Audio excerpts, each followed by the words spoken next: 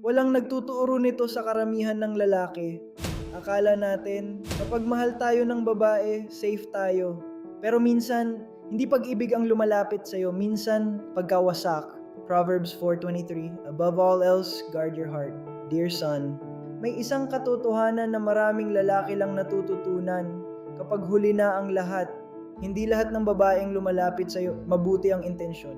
May mga babaeng hindi dumadating para buuin ka. Dumadating sila para kumuha, para ubusin ka, para kontrolin ka, at iwan kang wasak habang tinatanong mo ang sarili mo kung saan nagsimulang mawala ang lahat. Maririnig mo ng madalas ang salitang love, pero tandaan mo to ng maigi. Hindi lahat ng nagbibigay ng pag-ibig, nagbibigay ng kapayapaan. 1. Hindi lahat ng attraction ay totoo. Makakakilala ka ng mga babaeng magnetic, confident, charming, emotionally intense. Paparamdam nila sa'yo na espesyal ka agad. Kailangan ka nila kaagad. Pipiliin ka nila nang walang effort. At alam mo kung bakit delikado yon. Kasi ang totoong connection, hinihintay, lumalalim, nagiging stable. Pero ang manipulation, mabilis. Kapag ang isang babae masyadong mabilis humingi ng emotional intimacy, hindi ibig sabihin nun na mahal ka niya. Minsan, pinoposisyon niya lang ang sarili niya sa buhay mo.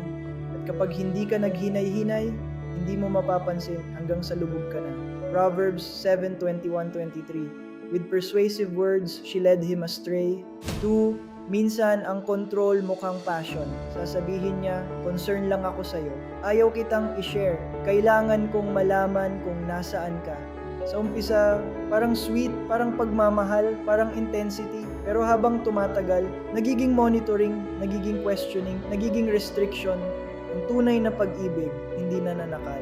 Ang control, Galatians 5:22-23. The fruit of the Spirit is love, peace, patience. 3. Chaos is not chemistry. May mga babaeng dala-dala ang gulo saan man sila pumunta. Laging may conflict, laging may problema, laging may taong sisisihin. And bilang lalaki, iisipin mo, baka ako ang makakaayos sa kanya. Kaya papasok ka, susubukan mo siyang i-save, i-stabilize, ayusin. Pero ang hindi naiintindihan ng maraming lalaki, hindi lahat ng chaos kaya mong i-heal. Minsan, hinihila ka lang nito pababa. At kapag tumagal ka sa ganong relasyon, hindi mo na makikilala ang sarili mo. 4. Hindi ka binubuo, inuubos ka. Pagmasdan mo mabuti ang nangyayari sa buhay mo habang tumatagal. Lumalago ka ba? O palagi ka na lang bumabangon sa stress? Maayos pa ba isip mo? O pagod ka na palagi? Stable pa ba finances mo? O parang laging may pressure? May mga babaeng hindi nagdadagdag sa buhay mo. Nagbabawas sila. Oras mo, focus mo, disiplina mo, purpose mo, at ginagawa nila yun unti-unti, tahimik, strategic. Hanggang isang araw, gigising ka na lang at mapapansin mong malayo na ang nahulog mo. Bible reference, 1 Corinthians 15:33. Bad company corrupts good character. 5. Ang lalaking walang boundaries, madaling mabiktima. Dito bumabagsak ang maraming lalaki. Nakikita na nila ang red flags, pero ini-ignore pa rin. Hindi komportable, pero tinitiis. Nawawalan ng respeto, pero nananatili pa rin. Bakit? Kasi natatakot silang mawala ang babae. Pero ito ang katotohanan. Kapag ang kapalit ng relasyon, self-respect mo na, talo ka na. Ang boundaries, protection yan. At anumang tao na galit sa boundaries mo, malamang balak niya talagang lampasan yon. 6. Ang kapalit, hindi lang emotional. Akala ng maraming lalaki, emotional lang ang mawawala sa kanila. Hindi, lahat.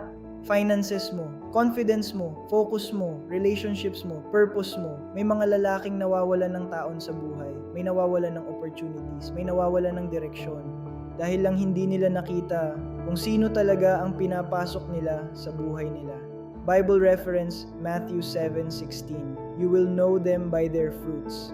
Pakatandaan mo ito, anak, ang iyong halaga ay hindi nakadepende sa ibang tao. Dear son, hindi lahat ng babae dangerous, pero ang mga dangerous hindi nagpapakilala agad. Dumarating sila bilang excitement, bilang opportunity, bilang bagay na ayaw mong mamiss. At doon nagsisimula ang trap. Kaya huwag mo lang itanong, mahal ko ba siya? Mas magandang tanong, nagdadala ba siya ng kapayapaan o pressure? Nirerespeto ba niya boundaries mo? O gusto niya itong sirain? Binubuo ka ba niya o inuubos? Kasi ang maling babae, hindi lang puso mo ang kayang sirain, pati buhay mo. Kaya mag-ingat ka kung sino ang pinapalapit mo sa sarili mo. Hindi lahat ng connection dapat kinikip. Kung ikaw yung lalaking pagod na emotionally drained o pakiramdam mo nawawala ka na sa sarili mo, gusto kong ipaalala sa'yo, hindi ka iniwan ng Diyos. Maaring maraming taong sumira sa tiwala mo, pero hindi kabilang doon ang Panginoong Hesukristo.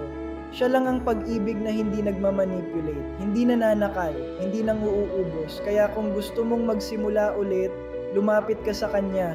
Sabihin mo, Panginoong Jesus, pagod na ako, gabayan mo ako, bigyan mo ako ng wisdom, peace, at tamang direction.